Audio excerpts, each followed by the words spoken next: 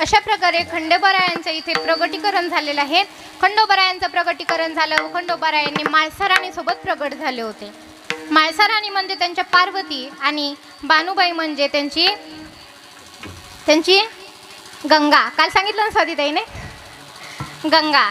त्या दोघींचं स्वरूप आहे. म्हाळसाराणीसोबत त्यांचा विवाह झाला. त्यानंतर खंडोबारायांनी माथाऱ्याचं रूप धारण केलं.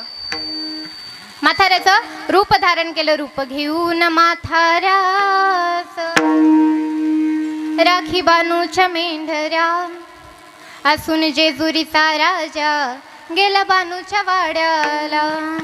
शिवावतारी मार्तंड मल्हारी, शिवावतारी मार्तंड मल्हारी मनात ठेवलं बानूला. रूप धारण केलं आणि म्हाताऱ्याचं रूप धारण करून बानुमातेच्या घराकडे निघाले आणि बानुमातेला जाऊन म्हणतात, अगं ए बानू. बानुमाता बाहेर येतात. बघतात तर काय म्हातारा आहे. म्हणे काय काम आहे. म्हणे मला काहीतरी काम दे. माझे कोणी सोयरे धायरे नाहीयेत, मला काहीतरी काम दे. त्यावेळेस बानू म्हणते, माझ्याकडे तुला काही काम आहे. म्हणे मला काही काम दे. मला पैसे नको, मला धन नको, मला फक्त काय कर, एक वेळचं जेवायला दे, बस झालं. म्हणे ठीक आहे. बानुमातेने कामाला ठेवलं. म्हणे माझ्या रोज मेंढरे घेऊन जायचं, मेंढऱ्यांना चारायचं आणि त्यांना वापस आणायचं. आणि सुंदर असा रात्री आमच्या बानुमाता त्यांना स्वयंपाक करून देत होत्या. असं त्यांचा रोजचा नित्यक्रम चालू होता. पण एक दिवस खंडोबारायांनी काय केलं, म्हणजेच बाळूमामाने काय केलं, त्या सर्व मेंढऱ्या घेतल्या. नदीच्या काठी जाऊन त्या मेंढऱ्यांना फटफट असं आपटू त्यांना मारू लागले. मारत होते. एक नाही, दोन नाही, तीन नाही, बघता बघता सगळ्या मेंढऱ्या त्यांनी मारल्या.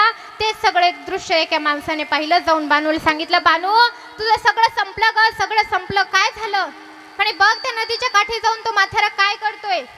बानू पळतच जाते. बघते तर काय, सर्व मेंढऱ्या इथे पडलेल्या आहेत. आश्चर्यचकित वाटते. म्हणे अरे हे काय झालं. त्यांना राग करायला लागली, बोलायला लागली. म्हणे आत्ताच्या आत्ता माझ्या सगळ्या मेंढऱ्या जिवंत करून दे, सगळ्या मेंढऱ्या जिवंत करून दे.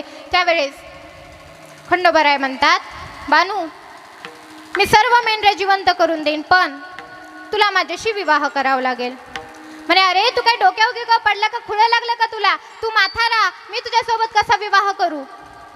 नाही म्हणे, तू जर का माझ्यासोबत विवाह केला तर या सर्व मेंढऱ्या मी जिवंत करून दाखवेल. ठीक आहे म्हणे, करेल मी तुझ्यासोबत लग्न, पण अगोदर माझ्या मेंढऱ्या जिवंत करून दे. त्यावेळेस भगवंताने सुंदर असं खंडोबारायांचं स्वरूप धारण केलं आणि तेवढ्याही मेंढऱ्या जिवंत केल्या. ज्यावेळेस त्या मेंढऱ्या जिवंत केल्या त्यावेळेस सगळे बघतच राहिले. अरे हे काय घडत आहे. बघतात तर काय. आणि मग काय झालं. म्हणे चल आता माझ्यासोबत विवाह कर, चल माझ्यासोबत विवाह कर. त्याच वेळेस त्यांचा साखरपुडा ठरला, म्हणजे त्यांचा विवाहच झाला. खंडेरायाच्या लग्नाला हो बानू नवरी नटली, नवरी नटली कालबाई सुपारी फुटाली, नवरी नटली कालबाई सुपारी फुटाली. नवरी नटली कालबाई सुपारी फुटली, नवरी नटली कालबाई सुपारी फुटली. खंडरायाच्या लग्नाला नवरी नटली, खंडरायाच्या लग्नाला नवरी नटली, नवरी नवरी नवरी नटली कालबाई सुपारी फुटाली, नवरी नटली कालबाई सुपारी फुटाली. नवरी नटली कालबाई सुपारी फुटली, नवरी नटली कालबाई सुपारी फुटली.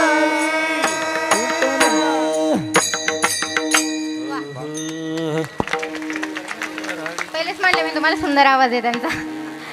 अशा प्रकारे तिथं त्या दोघांचा विवाह पार पडला आणि म्हाळसाराणीकडे भगवंत यांना घेऊन गेले. म्हाळसाराणीने त्यांचा धिक्कार केला. म्हणे मी त्यांना मदत घेणार नाही.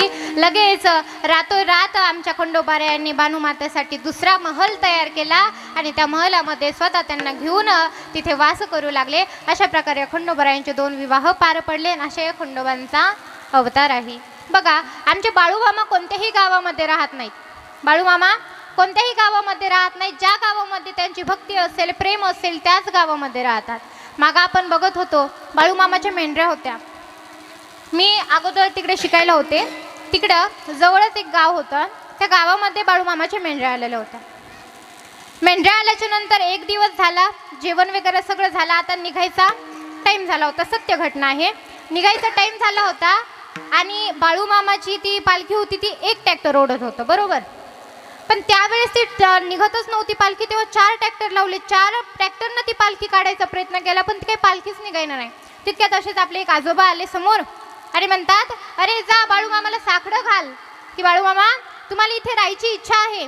ठीक आहे म्हणे, तुमचं आम्ही इथे सुंदर असं मंदिर बांधू, तुमचे इथे दरवर्षी आम्ही सप्ताह करत जाऊ, तुम्हाला बोलवत जाऊ, तुमचा इथेच वास राहील, पण तुम्ही आता समोर जा, कारण तुमची गरज आहे या सर्व जगाला. असं मनावाने त्यांच्याजवळ जाऊन त्यावेळेस एक युवक गेला आणि ते सर्व भगवंताला साकडं घातलं. ज्यावेळेस भगवंताला साकडं घातलं त्यावेळेस 4 ट्रॅक्टरनं न ओढणार ती पालखी एकाच ट्रॅक्टरनं ओढली आणि पुढच्या गावाला गेली. एवढी ताकद आमच्या बाळूमामामध्ये आहे. बाळूमामाची इच्छा होती म्हणून ते त्या गावामध्ये राहिले. तसेच इथे बाळूमामांची इच्छा आहे म्हणून ते आपल्या गावामध्ये राहतात, म्हणून ते आपल्या गावामध्ये असतात. हे काही सामान्य देवता नाही, प्रगट झालेलं देवता आहे. या देवतेकडे आपण कोणतीही इच्छा घेऊन जावी. आपण संपत्ती असेल, संपत्तीची इच्छा घ्या, संतती किंवा ऐश्वर्य, धन, संपत्ती काहीही मागा देऊ देईल, पण दुसऱ्यांचा द्वेष घेऊन जाऊ नका बरं का. अभिमान घेऊन जाऊ नका, दुसऱ्यांचा द्वेष घेऊन जाऊ नका, कारण भगवंताला अभिमान आणि द्वेष हे आवडत नाही. जर का अभिमान झाला आणि द्वेष झाला तर स्वतः राधेला भगवंत सोडून गेले होते, गोपिकांना भगवंत सोडून गेले होते. का? त्यांना अभिमान झाला होता. त्यामुळे कोणाची निंदा, कोणाचा द्वेष घेऊन बाळूमामाच्या दरबारामध्ये जाऊ नका, अभिमान घेऊन जाऊ नका. त्यांच्यासमोर विलीन व्हा आणि भगवंताजवळ हात जोडून उभा राहा.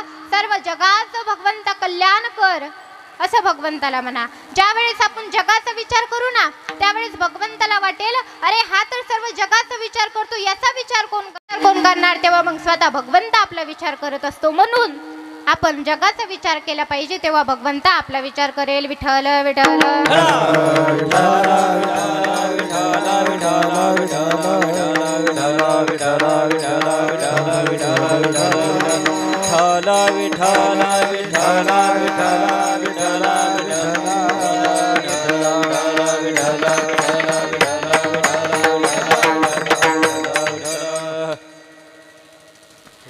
तर अशा प्रकारे या बाळूमामाचा आपल्या गावामध्ये सुंदर असं मंदिर आहे. त्या बाळूमामाची आपण सेवा केली पाहिजे. बाळूमामाची सेवा करत असताना आपण आपल्या गावामध्ये सुद्धा आहे वाटतं मंदिर, कुठंतरी कोणाच्या तरी घरी आहे ना, मला माहीत होतं पहिले, आता काही माहीत नाही. तर अशा या बाळूमामाच्या कार्यक्रमाच्या निमित्ताने आपला हा आजचा कार्यक्रम आहे. पण आता आपल्याला आपल्या अभंगाकडे वळावं लागेल, कारण काल्याचं कीर्तन आहे. अगोदरच सांगितलं तुम्हाला, महात्म्य थोडंसं सांगून आपल्याला काल्याच्या कीर्तनाकडे जायचं होतं. कारण जर का कालचं कीर्तन असतं किंवा परवा दिवशीचं कीर्तन असतं तर आपल्याला बाळूमामाचं बरंचसं काही घेता आलं असतं. पण आजचं काल्याचं कीर्तन आहे, आजचं या नटखट कानाचं वर्णन करावंच लागतं. त्यामुळे